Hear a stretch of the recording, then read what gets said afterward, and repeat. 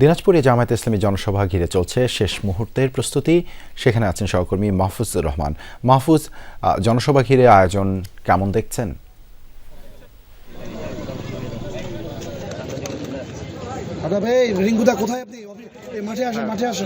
দেবাশিস, আপনি যেমন আমাদের সহকর্মী কাছ থেকে শুনলেন যে আজকের যে এই জামায়াতে ইসলামের আমির যে নির্বাচনী জনসভাটি করবেন এটি উনি শুরু করবেন পঞ্চগড় থেকে।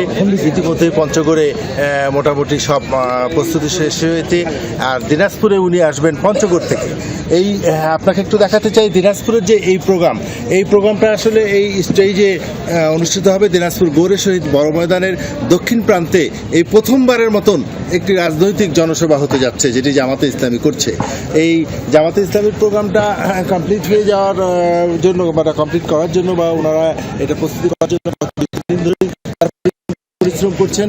আপনাকে একটু দেখাতে চাই যে ইতিমধ্যেই এই যে শহরের যে জনসভা স্থলের সার্বিক কার্যক্রম শুরু হয়েছে।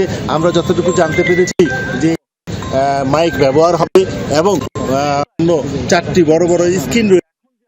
এই অবস্থায় আপনার জনসভার যে এখন যে আনুষঙ্গিক কাজ, আমরা সকাল 11টায় দিনাজপুরে জনসভা শুরু হবে বলে জানিয়েছেন, কিন্তু এই জনসভায় বক্তব্য রাখবেন দুপুর 2টার দিকে। শুনতে চাই এই দিনাজপুর যে সালেহিন সাহেব উনি আমাদেরকে এই ব্যাপারে কিছু জানাবেন। আসসালামু আলাইকুম। সম্মানিত দিনাজপুরবাসী, আজকে দিনাজপুরের জন্য একটা ঐতিহাসিক দিন।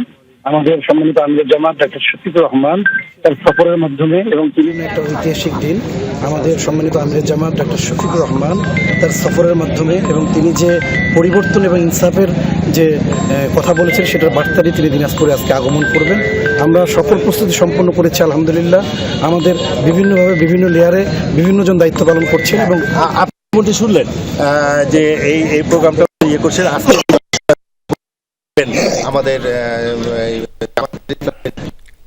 নেতৃবৃন্দ ছাড়াও থাকবেন আপনার এই এনসিপির যে উত্তরাঞ্চলের যে সমন্বয়ক সার্জিস আলম, তিনিও বিশেষ অতিথি হিসাবে বক্তব্য রাখার কথা রয়েছে আরো অনেক, এবং এই হিসাবেই তাদের প্রস্তুতি চলছে।